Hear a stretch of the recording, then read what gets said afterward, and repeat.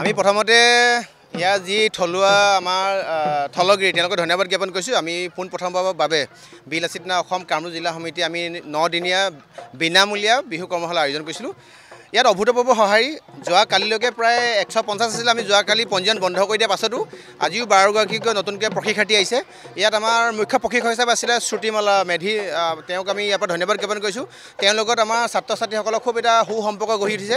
বিলাসীত না অসমে বিহু কৰ্মশালা আয়োজন কৰিছে বুলিয়ে ইয়াৰ যি স্থানীয় ৰাইজ, সেই স্থানীয় ৰাইজ উঠি পৰি আহিছে। বিলাসীত না অসমৰ লগত একাত্ম হৈছে আৰু অহা পৰহিলৈ অৰ্থাৎ 1 এপ্ৰিলৰ দিনাখন ইয়াৰ আমাৰ সফল সমাপ্তি হ'ব। গতিকে উক্ত দিনাখন আমি তেওঁলোকক প্ৰত্যেকগৰাকী প্ৰশিক্ষাৰ্থীক একোখনকৈ আমি মানপত্ৰ প্ৰদান কৰিম। আমি ND24ক ধন্যবাদ জ্ঞাপন কৰিছোঁ আমাৰ বাতৰি সম্প্ৰচাৰ কৰিবৰ কাৰণে, ৰাইজৰ মাজলৈ অহাৰ কাৰণে। অসমীয়া আৱেগ আৰু অনুভূতি বাপতিসাহোন বিহুটি আমি আন্তৰিক শুভেচ্ছা আগতীয়াকৈ অসমবাসীক জনালোঁ বিলাসীত না অসমৰ তৰফৰ পৰা। আৰু আহি থকা দিনৰ অনাগত দিনত বিলাসীত অসমে বাপতিসাহোন প্ৰত্যেকটো আমাৰ আৱেগ অনুভূতিৰ ক্ষেত্ৰত, বিহুৰ ক্ষেত্ৰত এনেকৈ আগভাগ ল'ব। ধন্যবাদ ধন্যবাদ।